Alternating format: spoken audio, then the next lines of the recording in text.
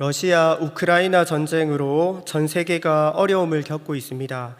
러시아는 석유 생산량이 세계 3위, 천연가스 생산량은 세계 2위 국가입니다. 러시아 경제를 압박하기 위해서 유럽연합은 러시아 석유 수입을 올해 말까지 90%를 금지하기로 결정을 했습니다. 이로 인해 대부분의 에너지를 러시아에 의존하고 있는 유럽을 비롯해서 세계적으로 석유값이 폭등하고 있습니다. 우리 몸의 70%가 물로 구성이 되어 있는 것처럼 모든 산업의 근간이 되는 것이 석유입니다. 석유 공급이 위축되면 단순히 주유비만 비싸지는 것이 아니라 원자재가 되는 플라스틱, 섬유, 고무, 그리고 농약이나 비료도 석유에서 나오기 때문에 산업 전반에 문제가 생기는 것입니다. 뿐만 아니라 러시아와 우크라이나는 세계 최대 곡물 생산국입니다. 전 세계 밀의 3분의 1, 전 세계 보리의 4분의 1을 생산합니다. 전 세계 옥수수의 5분의 1, 전 세계 해바라기유의 4분의 3을 생산합니다. 이번 전쟁으로 러시아와 우크라이나의 곡물이 다른 나라로 유통되지 못하면서 물가가 올라가고 있습니다. 여러분 최근에 짜장면 드셔보셨나요? 짜장면도 오르고 라면도 오르고 치킨도 오르고 과자도 오르고 내 월급 빼고 다 오른다라는 말이 있을 정도로 인플레이션을 피부로 느끼고 있습니다. 우리와 상관없을 것 같은 먼 나라 전쟁이 나비 효과처럼 우리에게도 영향을 미치고 있는 것입니다. 그나마 선진국은 버틸 수 있지만 가난하고 약한 나라는 치명적입니다. 어떤 나라들은 부도 위기를 겪고 있고 아프리카의 어느 나라는 극심한 가뭄이 더해져서 사상 최악의 식량난으로 수천 명씩 죽어가고 있습니다. 의식하든 의식하지 못하든 우리는 공동체로 살아가고 있습니다. 먼 나라에서 일어난 전쟁이 나와는 상관없는 것 같지만 전 세계 모든 나라와 사람들은 유기적으로 연결되어 있기 때문에 서로 영향을 주고받는 것입니다.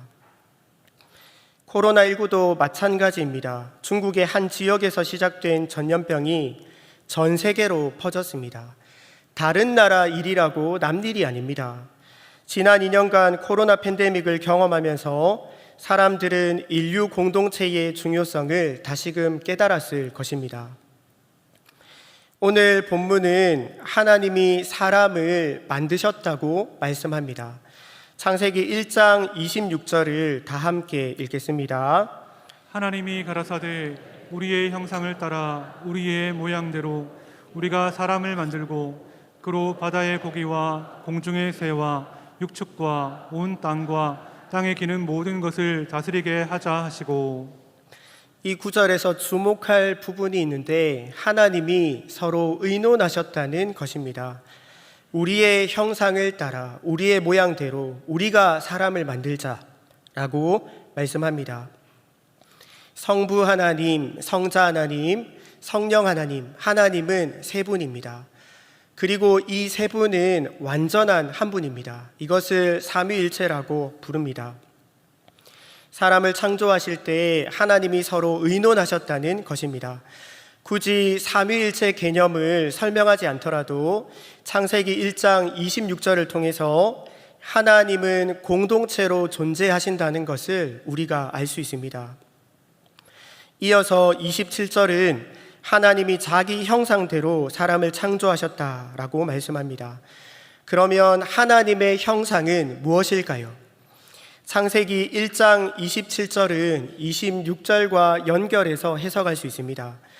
우리의 형상을 따라 공동체로 존재하시는 하나님께서 자기 형상대로 사람을 창조하셨는데 남자와 여자를 창조하셨다는 것입니다. 남자와 여자는 공동체를 구성하는 기본 요소입니다. 여기서 강조점은 남자와 여자라는 성구분이 아니라 하나님께서 공동체로 만드셨다는 것입니다. 따라서 하나님의 형상은 공동체라고 이해할 수 있습니다. 정리하면 공동체로 존재하시는 하나님께서 사람을 공동체로 만드셨다는 것입니다. 성도 여러분, 하나님은 사람을 공동체로 만드셨습니다. 그렇기 때문에 우리는 내 생각만 하면 안 되고 공동체를 생각해야 합니다.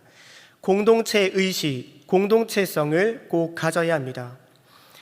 여러분, 나만 생각하면 안 됩니다. 나는 나가 아닙니다. 나는 우리 중에 하나입니다. 나는 나가 아니라 나는 공동체를 구성하는 한 사람입니다. 내가 우주의 중심이 아닙니다. 나는 단지 앞서 지나간 세대와 앞으로 오고 오는 세대, 그 사이에서 잠시 머물다 가는 점과 같은 존재입니다. 하나님을 알고 말씀을 안다면 우리 안에 이런 의식이 꼭 있어야 합니다. 세상은 나만 생각하도록 만듭니다. 열심히 노력해서 경쟁에서 이기고 다른 사람 위에 올라가는 것을 능력이라고 말합니다. 자기만 사랑하라고 충동합니다. 젊은이들 중에 결혼을 하지 않기로 작정하는 비혼주의자들이 늘어나고 있습니다.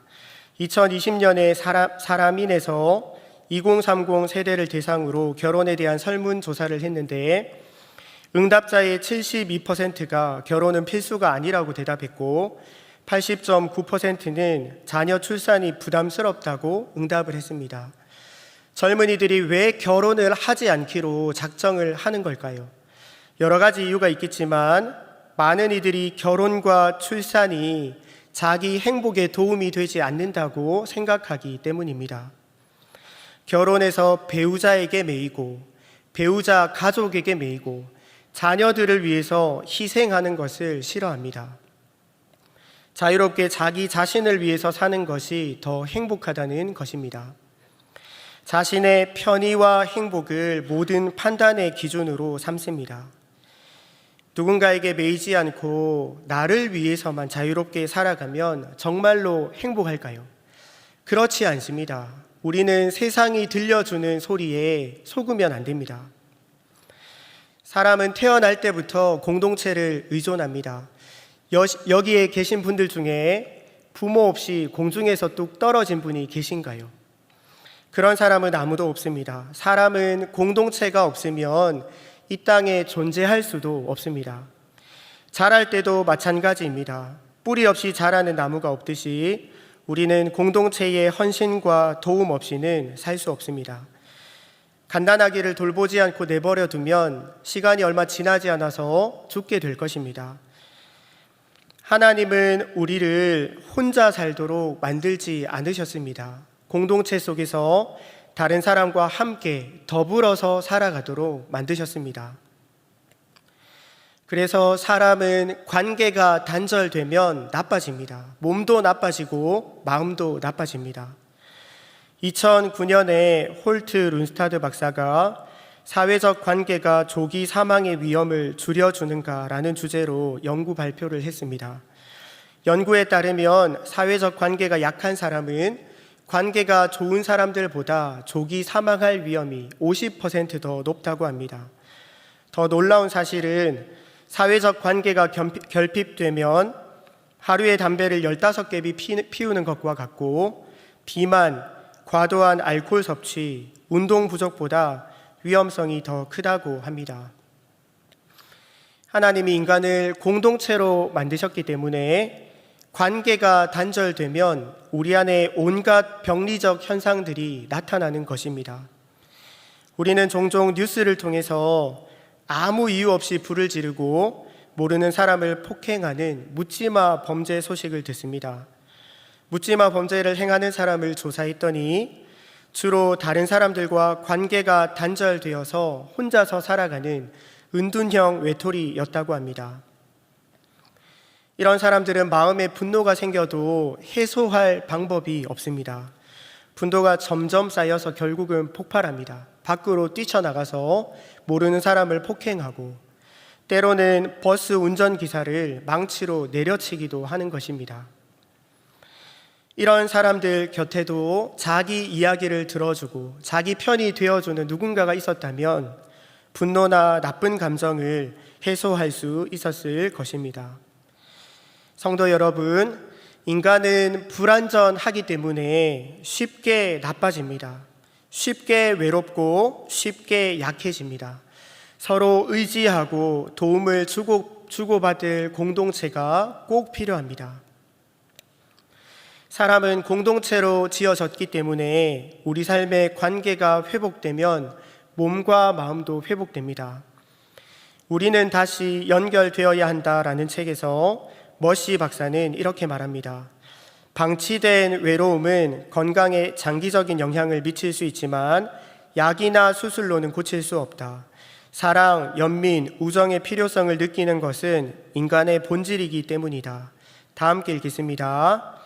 의학과 기술은 때로 우리를 실망시키지만 사랑과 연민의 바탕을 둔 인간관계는 늘 우리를 치유한다. 머시 박사는 미국의 19대 공중보건위생국장을 지냈습니다. 그는 사회학자가 아니라 의사입니다.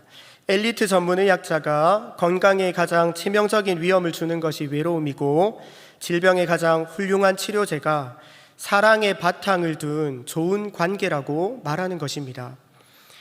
우리가 중독의 시대를 살아가고 있는데 중독 문제는 어떻게 해결할 수 있을까요? 중독은 스스로 벗어날 수 없습니다. 스스로 극복하면 중독이 아닙니다. 물에 빠진 사람을 밖에서 건져내 주듯이 중독에서 벗어날 수 있도록 이끌어 줘야 합니다. 중독의 대안도 관계이고 공동체입니다. 좋은 관계는 마치 백신과 같습니다. 서로 사랑하고 섬기고 서로 소중히 여기고 함께 웃고 함께 울 때 사람은 건강해집니다. 하나님이 나를 공동체로 만드셨다는 것을 늘 기억하면서 함께하는 사람들을 소중히 여기시고 공동체를 아름답게 세워가시는 모든 성도님들이 되시기를 축복합니다. 오늘 말씀을 통해서 공동체라는 주제로 두 가지 교훈을 생각해 보려고 합니다. 오늘 말씀이 주는 교훈은 첫 번째로 공동체성을 회복해야 합니다.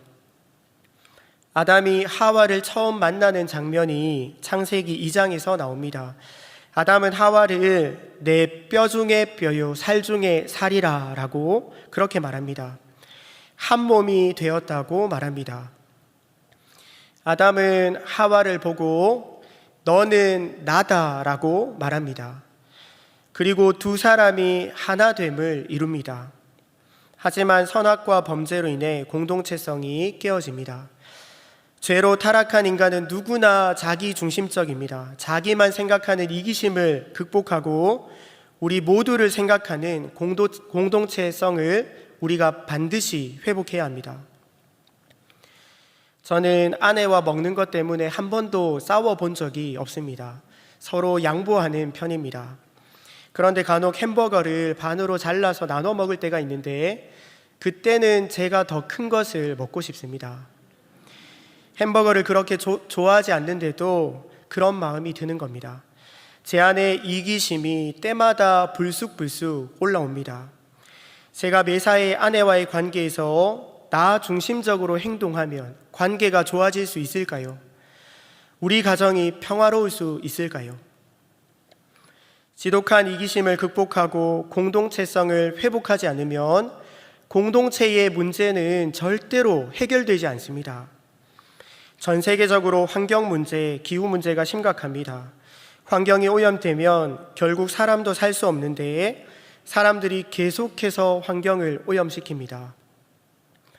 전 세계적으로 8억만 명이 넘는 사람들이 먹을 것이 없어서 지금도 굶어 죽어가는데 일부 사람들만 막대한 부를 소유하고 자기 재산을 끊임없이 늘려갑니다. 기아 문제, 빈부격차 문제가 심각합니다. 자원 문제도 심각합니다. 자원도 얼마 지나지 않으면 고갈됩니다. 자원을 우리가 다 쓰면 될까요? 아닙니다. 우리 후손과 함께 나눠 써야 합니다. 그 밖에도 전쟁 문제, 난민 문제, 온갖 공동체의 문제들을 어떻게 해결할 수 있을까요? 공동체성이 회복되지 않으면 절대로 해결되지 않습니다. 잠언 14장 1절은 무릇 지혜로운 여인은 그 집을 세우되 미련한 여인은 자기 손으로 그것을 허느니라 라고 말씀합니다. 집은 인간이 살아가는 터전입니다. 물고기가 물이 없으면 살 수 없듯이 사람은 집이 없으면 살 수 없는데 집을 망가뜨리니까 미련한 사람입니다. 여기서 집은 단순히 주거 공간만 뜻하는 것이 아니라 우리가 살아가는데 근간이 되는 그 무엇이라고 이해할 수 있습니다. 가정일 수 있고 직장일 수 있고 관계일 수 있습니다. 환경일 수 있고 교회일 수 있고 부모일 수 있고 자녀일 수 있습니다. 내 행복만 생각하고 내 마음대로 살다가 가정을 무너뜨리면 어떻게 될까요? 가정이 나를 지탱하고 있기 때문에 가정이 무너지면 결국은 나도 무너집니다. 사랑하는 성도 여러분, 공동체가 내 삶을 지탱하고 있는 근간이라는 것을 꼭 기억하시기를 바랍니다. 공동체를 아름답게 세워가기 위해서 우리가 희생하고 헌신하는 것은 어리석음이 아니라 지혜입니다. 우리 안에 공동체성이 회복되지 못하면 하나님 말씀대로 순종할 수 없습니다. 예수님이 내 이웃을 내 몸처럼 사랑하라 말씀하셨는데 공동체 의식이 없으면 이웃을 내 몸처럼 사랑할 수 없습니다. 너는 너고 나는 난데 어떻게 이웃을 내 몸처럼 사랑할 수 있을까요? 하나님이 우리를 공동체로 만드셨습니다. 너는 너가 아니라 너는 나고 너와 나는 우리입니다. 이렇게 생각하는 것이 바른 생각입니다. 우리는 신앙생활도 너무 자기중심적으로 합니다. 내가 구원받기 위해서 예수님을 믿고 내가 복받고 은혜 받는 것이 중요하고 내가 천국 가는 것이 중요하고 나를 위해서 예수님이 부활하셨고 나를 위해서 예수님이 십자가에 달려서 돌아가셨다고 생각합니다. 신앙생활 할 때도 항상 중심에 내가 있습니다. 모두 다 맞는 말이지만 우리가 이런 나 중심적인 신앙 수준에서 벗어나지 않으면 거룩하게 교회에서 기도하고 밖에 나가서는 다른 사람을 사랑할 수 없습니다. 하나님께서 우리를 돕는 배필로 만드셨고 예수님이 섬기는 삶을 살라고 명령하셨는데 절대로 다른 사람을 섬기면서 살아가지 못합니다. 예수님은 우리를 위해서 십자가에 죽으셨습니다. 하나님이 나를 공동체로 만드셨다는 것을 늘 기억하면서 공동체성을 회복하시기를 주님의 이름으로 축복합니다. 예배 시간마다 미리 오셔서 기도로 예배를 준비하실 텐데 그때마다 나를 위해서만 기도하지 마시고 우리 모두를 위해서 기도해 주시기 바랍니다. 하나님, 이 시간 예배하는 우리 모두가 은혜 받게 해주시고 우리 가운데 임재해 주시고 우리에게 말씀해 주옵소서. 하나님이 이런 기도를 기뻐하십니다. 이것은 제 생각이 아닙니다. 예수님이 이렇게 기도를 가르쳐 주셨습니다. 다 함께 읽겠습니다. 그러므로 너희는 이렇게 기도하라. 하늘에 계신 우리 아버지여, 이름이 거룩히 여김을 받으시오며 오늘날 우리에게 일용할 양식을 주옵시고 우리가 우리에게 죄 지은 자를 사하여 준 것 같이 우리 죄를 사하여 주옵시고 우리를 시험에 들게 하지 마옵시고 다만 악에서 구하옵소서. 아멘. 주님께서 가르쳐 주신 대로 기도할 때에 우리 안에 이기심은 떠나가고 공동체성이 회복되고 하나님의 형상이 나타날 줄 믿습니다. 오늘 말씀이 주는 교훈 두 번째는 신앙 공동체와 연결되어야 합니다. 사람이 혼자 살 수 없는 것처럼 신앙생활도 마찬가지입니다. 신앙생활도 절대로 홀로 서기 할 수 없습니다. 영적 생명도 원리는 동일합니다. 우리 모두는 누군가를 통해서 신앙 공동체를 통해서 복음을 듣고 예수님을 믿고 하나님의 자녀가 되었습니다. 신앙이 자라는 것도 마찬가지입니다. 공동체를 의존합니다. 처음부터 신앙이 온전한 사람은 없습니다. 젖먹이 신앙에서 걸음마 신앙으로, 연약한 신앙에서 성숙한 신앙으로 점점 자라가는 것입니다. 영적으로 도와주고 이끌어주는 누군가가 필요하고 나를 위해서 기도해주는 영적인 가족이 필요합니다. 그래서 하나님은 우리에게 교회를 주셨습니다. 코로나 상황을 지나오면서 교회에 나가지 않는 사람들이 많아졌습니다. 교회와의 관계가 많이 느슨해졌습니다. 교회 중심적인 신앙이 많이 무뎌졌습니다. 사람들은 왜 자꾸 교회를 떠날까요?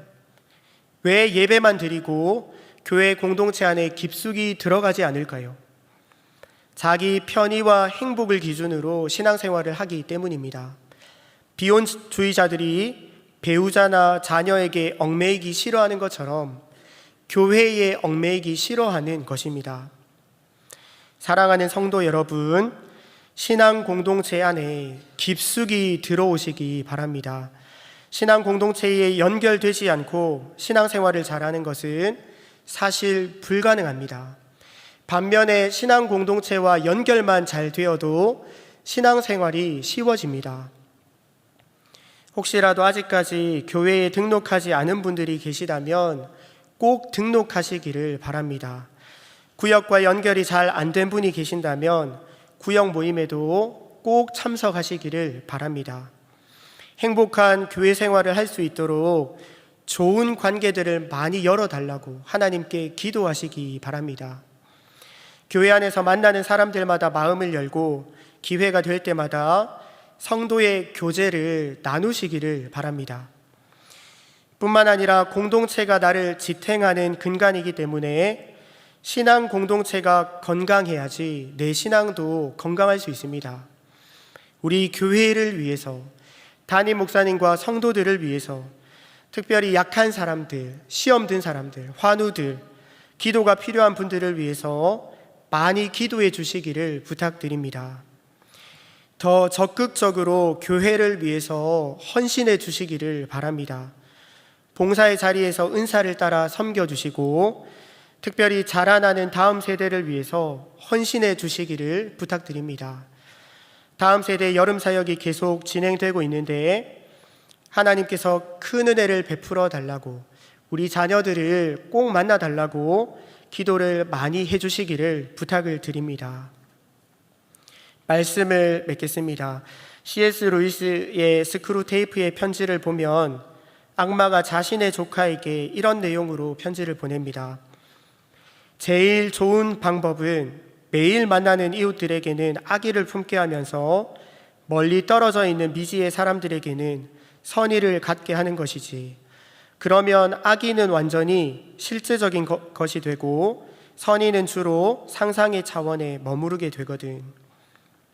하나님은 우리를 공동체로 만드셨습니다. 성령 하나님은 우리를 서로 사랑하게 하고 하나 되게 만들지만 악한 마귀는 관계를 깨고 공동체를 깨뜨립니다. 특별히 가까운 사람들과 미워하게 만듭니다. 사랑으로 온전히 하나됨을 이루시는 하나님처럼 우리에게 허락된 공동체를 아름답게 세워가시는 모든 성도님들이 되시기를 예수님의 이름으로 축복합니다.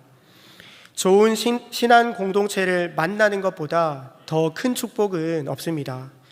신앙 공동체에 깊숙이 들어오시고 연결되어서 영육 간의 풍성한 복을 누리시는 저와 여러분이 되기를 주님의 이름으로 축복합니다. 다 같이 화면을 보시면서 함께 기도 제목을 읽겠습니다. 하나님 아버지, 우리의 지독한 이기심을 용서하시고 우리 안에 공동체성을 회복하여 주옵소서. 공동체가 우리 삶의 근간인 줄 알고 아름답게 세워가는 지혜를 주시고 특별히 신앙 공동체와 잘 연결되어서 복된 삶을 살아가도록 은혜 베풀어 주옵소서.